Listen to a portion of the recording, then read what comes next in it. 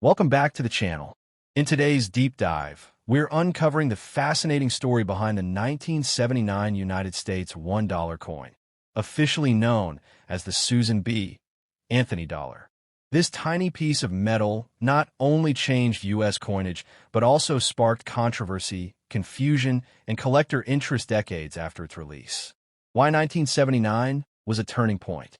Before 1979, the U.S. Mint produced the large Eisenhower dollar, 1971 to 1978, a hefty coin many Americans didn't carry or use often.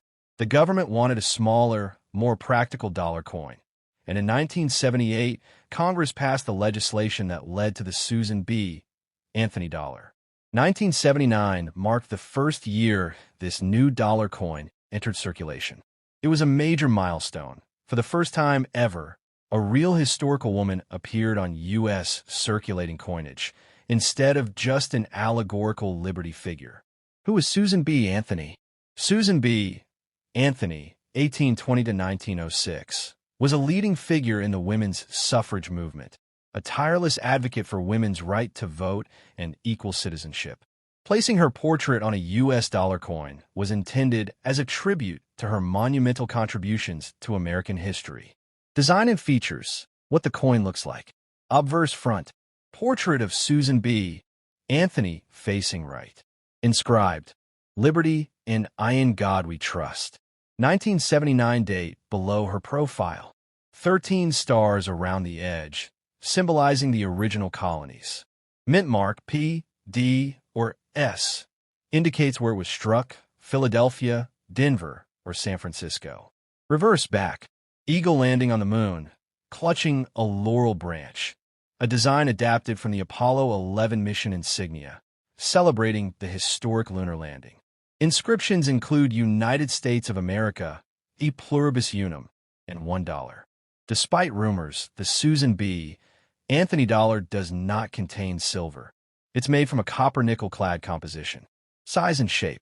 The coin was much smaller than the Eisenhower dollar, only about 26.5 millimeters in diameter, but its size and color made it nearly the same as a quarter.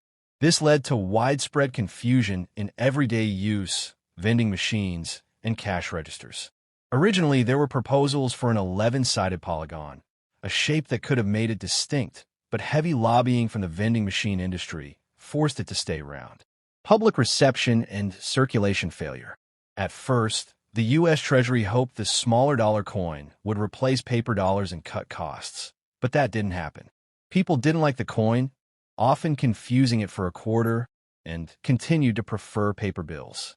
By 1981, after only a few years in circulation, the Mint discontinued production. There were still millions of coins left untouched in vaults. Return in 1999 and succession. In 1999, the Susan B. Anthony dollar was briefly reminted to fill demand before the launch of the new Sacagawea dollar in 2000, which featured a golden color and different design. Collectability and value today. For most people, the 1979 Susan B. Anthony dollars are still worth face value, $1, because so many were made. However, there are varieties, like the wide rim, near date, and narrow rim, far date, that collectors seek, and high-grade or proof examples can command higher prices. Legacy. Why this coin matters. Though the 1979 Susan B. Anthony dollar failed as everyday money, it remains historically significant for being the first U.S. circulating coin to honor a real woman, highlighting the challenges of introducing new coinage, setting the stage for future designs like the Sacagawea and presidential dollars. Every coin tells a story, and the $1,979 coin story is about innovation, controversy, and change.